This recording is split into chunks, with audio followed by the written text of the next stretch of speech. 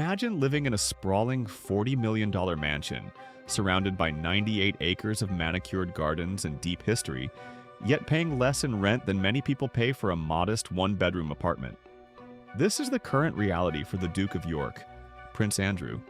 But the spotlight on his controversial living situation has just triggered a domino effect that threatens to expose the financial secrets of the entire House of Windsor. What began as a dispute over one man's residence is rapidly spiraling into a potential parliamentary investigation that could force King Charles to open the books on centuries of royal privilege. Hello, dear viewers, and welcome back to the channel. We are so glad you could join us today for a story that sits right at the intersection of royal tradition, modern economics, and public accountability. If you appreciate our deep dives into the complexities of the British monarchy, please do take a moment to subscribe and hit that notification bell so you never miss an update. Today, we are looking at a brewing storm that is causing sleepless nights behind palace walls. For months, we have heard whispers about King Charles's desire to evict his brother, Prince Andrew, from the Royal Lodge in Windsor. However, new reports suggest that this standoff has inadvertently opened a Pandora's box, drawing unwanted attention to the sweetheart deals enjoyed not just by Andrew, but by other senior members of the royal family, including Prince Edward and Princess Alexandra. Let us set the scene. The Royal Lodge is not merely a house. It is a Grade 2 listed property, a jewel in the Crown estate, valued at a staggering $40 million. It was once the beloved home of the Queen Mother, a place steeped in royal history. Yet, reports indicate that the former Duke of York pays a pittance to live there. This disparity has outraged critics for some time, but now experts are warning that this peppercorn rent arrangement is merely the tip of the iceberg. According to explosive new reports from Radar Online, the controversy surrounding Andrew's cheap rent has placed a glaring spotlight on other members of the firm. Critics are now arguing that these arrangements display a culture of privilege that is increasingly difficult to justify to a public grappling with the cost of living. The fear within the palace is that this public dissatisfaction could prompt Parliament to launch a full-scale inquiry into how all royal properties are managed. Leading the charge in this call for transparency is Norman Baker. For those of you who follow the intricacies of royal finances, the name Norman Baker will be familiar. He is a former politician, a respected author, and a longtime expert on the murky waters of royal funding. Baker has not minced his words, stating that the scandal surrounding Andrew reflects a wider culture of questionable royal entitlement. Baker is calling on the United Kingdom's Public Accounts Committee, a powerful body responsible for overseeing government expenditure, to review not just Andrew's lease but the arrangements of all royal properties. This is significant. If the Public Accounts Committee decides to investigate, they have the power to demand answers that the palace has historically kept hidden. Norman Baker's argument is compelling.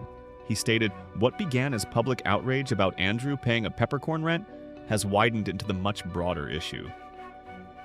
He is suggesting that by clinging to his lease, Andrew has inadvertently invited scrutiny upon his siblings and cousins. Let's look at the specific examples Baker highlighted. He pointed to Prince Edward, the king's youngest brother and the current Duke of Edinburgh.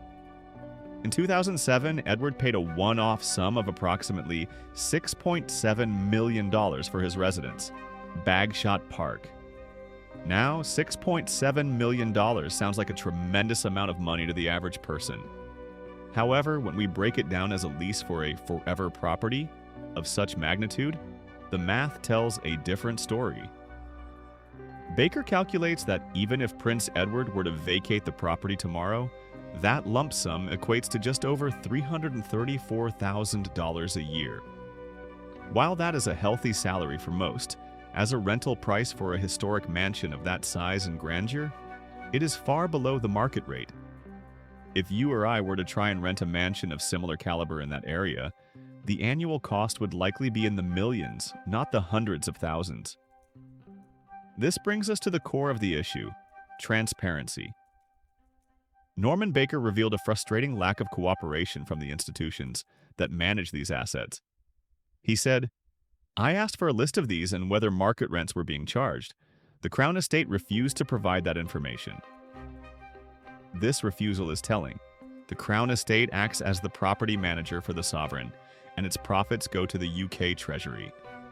Therefore, if a property is rented out for less than it is worth, it is technically the public purse that is losing revenue.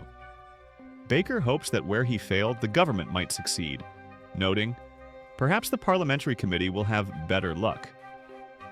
The opacity of the situation is truly staggering. Baker highlighted another shocking detail regarding the sheer number of properties involved. He stated, "The palace also refused to tell me how many grace and favor residences the king controls in total. The most up-to-date figure I could find was 272, and that was in 1993. Let that number sink in for a moment. 272 residences. That was the figure over 30 years ago. These grace and favor homes are properties owned by the monarch that can be leased rent-free or at a significant discount to family members or retired staff. If the number was nearly 303 decades ago, one can only speculate what the portfolio looks like today and who exactly is living in them for pennies on the dollar." To provide a balanced view, it is important to note that sources close to the palace have responded to these claims. A source admitted to the press that these royal rental arrangements have long been opaque. This admission suggests that even within the royal household, there is an understanding that the old ways of doing business may no longer be sustainable in the 21st century. The source emphasized the moral argument, stating, "The public has a right to know whether market rents are being charged, especially given that income from the Crown Estate goes directly to the Treasury." This is the crux of the matter. It is not simply about envy or the lifestyle of the rich and famous. It is about national economics. The Crown Estate is a massive generator of wealth for the United Kingdom. Its profits are surrendered to the government, which in turn pays the sovereign grant to fund the king's official duties. If prime real estate assets like Royal Lodge, Bagshot Park, or the home of Princess Alexandra at Thatched House Lodge are being undervalued, the British taxpayer is theoretically subsidizing that loss. Princess Alexandra, a first cousin of the late Queen Elizabeth II, has given a lifetime of service to the crown. She resides at Thatched House Lodge in Richmond Park. Like Bagshot Park and Royal Lodge, it is a magnificent property. The question critics are asking is not whether these royals deserve a home. They certainly do. But whether the financial arrangements reflect the true value of what they are receiving. The timing of this scrutiny could not be worse for King Charles. Since ascending to the throne, His Majesty has been keen to promote the idea of a slimmed-down monarchy. He is acutely aware of the optics. He knows that a bloated royal family occupying endless palaces while the public tightens their belts is a recipe for Republican sentiment. King Charles has reportedly been trying to move Prince Andrew out of Royal Lodge into the smaller, more manageable Frogmore Cottage, the former home of Harry and Meghan. However, Andrew has resisted, clutching onto his 75-year lease which he signed in 2003. That lease requires him to maintain the property, a task that is proving difficult and expensive. But by digging his heels in, Andrew has drawn the eye of the public and politicians alike to the very system that allows him to live there. It is a classic case of unintended consequences. In trying to hold on to his slice of luxury, the Duke of York may have jeopardized the sweetheart deals of his brother Edward and his cousin Alexandra. If the Public Accounts Committee does decide to launch a probe, everything will be on the table. They will want to see the leases. They will want to see the valuation reports. They will want to know why the Crown Estate, and by extension, the Treasury, is accepting below-market returns on some of the most exclusive real estate in the world. This situation also raises questions about the definition of a working royal. Prince Edward and Princess Alexandra have been steadfast servants of the crown. They carry out hundreds of engagements. Many would argue that subsidized housing is a fair perk of the job, much like a parsonage for a vicar or 10 Downing Street for the Prime Minister. However, the scale of these properties, mansions on hundreds of acres, is what draws the criticism. Is it necessary for the job, or is it a relic of a bygone era of aristocratic entitlement? Norman Baker's comments suggest that the patience for these opaque arrangements is running thin. The refusal of the palace to update the 1993 figure of 272 residences only fuels the fire. Secrecy often breeds suspicion, If there is nothing to hide, why not release the current numbers? Why not publish the rental agreements? As we look toward the future, the pressure is mounting on King Charles to resolve this. He is a monarch who values modernization and efficiency. He likely understands that for the monarchy to survive and thrive, it must be seen as financially responsible. The days of grace and favor being a hidden perk may be numbered. If Parliament does step in, it would be a historic intervention.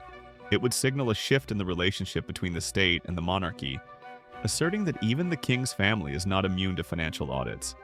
The saga of the Royal Lodge is no longer just about Prince Andrew. It has become a symbol of a much larger debate about wealth, privilege, and public duty. Whether it is the $40 million mansion of the Duke of York or the $6.7 million lease of the Duke of Edinburgh, the numbers are astronomical to the average citizen.